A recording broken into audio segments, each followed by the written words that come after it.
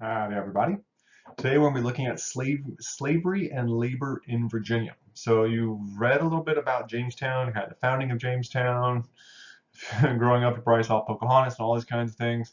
So now we're going to look at how you get from, white settlers all the way to black slaves.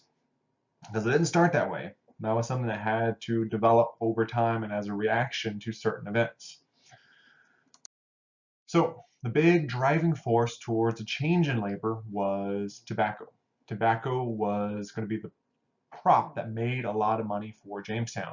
Arguably, it's the crop that saves Jamestown because of that money, because of that profitability. People are going to keep coming to Jamestown, keep making that risk or taking that risk of going to this, at times, very unsafe, unhealthy place to try to make their name.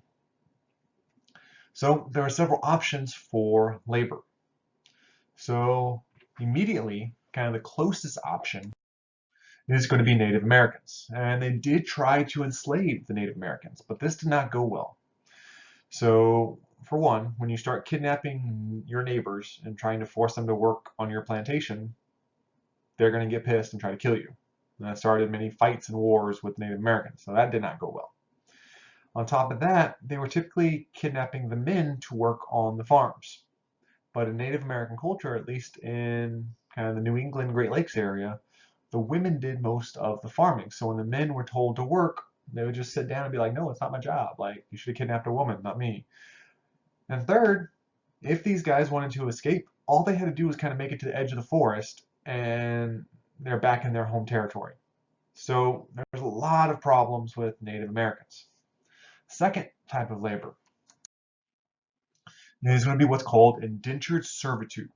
So this is where they bring poor people from England, which they had gobs of poor people, they needed an outlet for it, over to the New World. Now, many of these people couldn't afford passage to the New World, or land, or resources to start their own farms, or anything. So what they did is basically they sold themselves as a slave, as an indentured servant, for X amount of years. So they went from 5 to 10 years, usually right around 7 is the normal kind of average. So basically they said, okay, I'll come over and work for you for 7 years. When I'm done, I'll get my headright land, so I'll get my 50 or so acres, and then whoever owned my contract will give me some tools and seed and stuff, and I'll go start my own plantation, my own farm. Now, this was a great system early on because of how unhealthy Jamestown was. So you've read about it. The early years of Jamestown were very dangerous. Lots of people died. The only reason Jamestown survived was because more and more colonists kept arriving. So when these indentured servants first came over, they would last 2, 3 years, and then they would die because they were working in the kind of the harsh, swampy conditions that a lot of these plantations were built in. So the owners never had to pay out their contracts. So the contracts always went unfulfilled. So they could just bring more indentures over for only the cost of the voyage. And basically you had this revolving door of servants that you never had to give their contracts to or pay out their contracts. However, as Jamestown, once it gets moved upriver a little bit, it's a little healthier, the plantations are more well established, it's less deadly to come to Jamestown, these indentured servants start living out their contracts. They start wanting that land. They start acting as competition. They start wanting better treatment. And this becomes a problem. Now you have this underclass, the second class of citizen, like free, poor whites that are wanting access to the better land, better resources, all this kind of stuff, and acting as competition in production of tobacco and other crops. And this is causing a conflict. This is going to escalate with Nathaniel Bacon. Now, in your book, there's a whole section on Nathaniel Bacon, so make sure you read it to understand why he's doing what he's doing. But ultimately, Nathaniel Bacon escalates a conflict, partially using these indentured servants as a core of his military force to start what's known as Bacon's Rebellion. He opposes the governor, he confronts and fights Indians, he ends up attacking Jamestown at one point. It becomes a whole big mess. But because many of the indentured servants sided with Nathaniel Bacon, the upper class of Jamestown was like, okay, Native Americans didn't work. White servants are difficult. As long as they die before their contracts are up, they were great. But now they're living out their contract, becoming independent people. They're problematic. There's an issue that we need to resolve. And it's right around this same time that the Dutch first brought the first shipload of slaves to Jamestown. Now we got to understand, Jamestown, they didn't know, they understood the concept of slavery, but when these first slaves arrived, they didn't have a precedent for it in their culture. So what they did was they had white indentured servants, so they were like, okay, we'll give these black Africans indentured contracts. So you have this like weird little period where kind of the first round of slaves were really indentured blacks, so indentured Africans. And we do have the case in the earliest years of Jamestown, some of these Africans, kind of the first African Americans, becoming free, gaining their independence and actually gaining access to land. Now, very quickly, what Jamestown recognizes is with white indentured servants, it's hard to tell who was the landowner and who was the servant. You're both white, you're wearing similar clothes. You know, there's class differences, but in general, when you're on a farm, there's not a big difference between who's supposed to be the farm owner and who's supposed to be the farm worker. With the arrival of slaves from Africa, this is going to shift. Now you have a clear visual cue, and this is racial. It's a clear visual cue. Because they have black skin, they're easier to identify as the worker. So you start seeing a shift in laws as contracts for African Americans start getting longer and longer. Instead of, 5 years or 10 years, they're 50 years or 100 years or just lifetime contracts. Then, over a few decades, Jamestown and the United States or American colonies began doing away with contracts altogether and just say, if you're black, you're effectively a slave. And they passed slavery along matrilineal lines. So that means if your mom was a slave, you're going to be a slave. So this added a whole kind of sadistic loophole for white masters who had sex with their black slaves and produced offspring. If those kids looked white, they might adopt them. If they looked black, they would just leave them as slaves. So this created a whole kind of complicated system, but it's what's called racial chattel slavery, this hereditary racial slavery. Now it's started with very kind of in their mind, a very practical reason. They needed to differentiate between who was the worker and who was the master, who was the owner of the plantation. Then it started shifting, adopted this racial component where you have racism from the time period being mixed with labor needs, creating this whole kind of very bad, evil version of slavery, because slavery had existed for a while all around the world in different versions. American slavery in this time period is very unique and very brutal in some of the worst ways. And we'll talk about that more as we go, but this is going to be a very unique thing. Now, let's talk a little bit about how the slave trade worked. So, Europeans. So you would start with Europeans. They would pick up manufactured goods, often guns, textiles, different things like that. They would travel south to the coast, to one of the coastal regions of Africa. They would trade those manufactured goods to African nations or later to slave traders for African slaves. Now, the first wave of this trade, you have African kingdoms along the coast trading their own slaves, other Africans. So you have Africans who enslaved other Africans, trading them to white guys.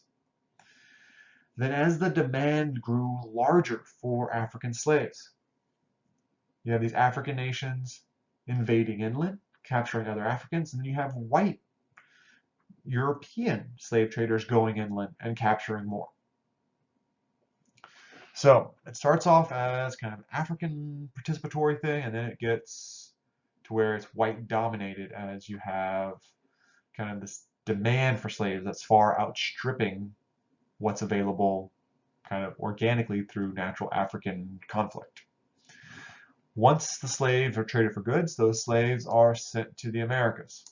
Now, majority of slaves go to the Caribbean. The next most go to Brazil, and the least go to North America. Now, I say the least, that's still like 800,000 people. This is an absurd amount of people that are being forced into slavery during this time period. So they arrive in the New World. The slave traders sell the slaves, then they buy raw goods produced in the New World. So you see like up here, tobacco, cotton, sugar, molasses, all this kind of stuff, timber.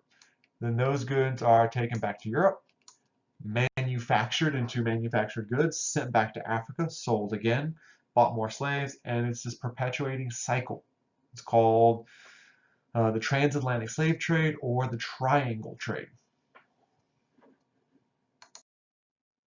Now, these images. So these slave ships were not kind of hospitable cruise liners. These were brutal things where they packed as many people in as they could. You kind of see a diagram up here in the top right. Each one of these little lines is a person. So this would be like the first floor, and this would be a shelf kind of on that floor. So you would have like a whole level of people basically laying head to toe. You only have the area that you physically occupy. Then you have a whole shelf kind of above you to maximize the position, maximize the cargo hold. Keep in mind, you have to eat, sleep, breathe, go to the bathroom, all this in this confined space. There's no toilets or anything, so you're just crapping and peeing right where you are. So you can imagine the sickness that's developing in this. So let's kind of run through the steps of the slave trade. So they're captured in Africa, either through natural war where they're taken as slaves, or as we get further on into the slave trade, we actually have mercenaries, Europeans, or other African countries going inland to capture slaves. So you're just living your normal life when someone shows up, kidnaps you, and takes you to the next step, these coastal fortifications, basically these big European-built forts that house slaves and wait until a ship shows up. They'll sell the slaves, buy the manufactured goods, and continue on. Then you have the Middle Passage. And this is arguably the most deadly and brutal part of the slave trade, at least at this point in time. Because this is when you're packed on these ships, you're most likely to die. No one cares if you lives or dies, because the captains have calculated, if we pack the ship with as many people as we can, we might lose 20, 30%. A third of the people on the ship may die, but they can still turn a massive profit. So they think the more people, the better. So this is real bad. Now you have a reading in your discussion board about someone who lived through the Middle Passage, so you get a little more insight into that.